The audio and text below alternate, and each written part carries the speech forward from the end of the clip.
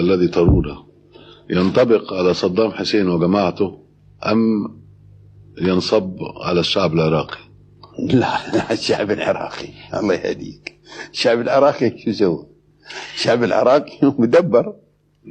الحين الشعب العراقي، هل أنت في فكرك لو حصلت لك مجموعة من الشعب العراقي 10,000 ولا 20,000 وسألتهم هل أنتم فرحانين بهذه القيادة ولا هم فرحانين؟ هل فيهم واحد بيقول لك نعم أنا فرحان وخور؟ طيب ليش؟ الشعب العراقي مسكين مغلوب على أمره، مغلوب على أمره، وفي البداية غرر به وفي الأخير غلب على أمره خلاص. لا الشعب العراقي نقصه ينقصنا. الشعب العراقي ما لنا حق عليه، ما لنا حق عليه إلا الرحمة والماواه. الرحمة والماواه هذا واجبنا على الشعب العراقي.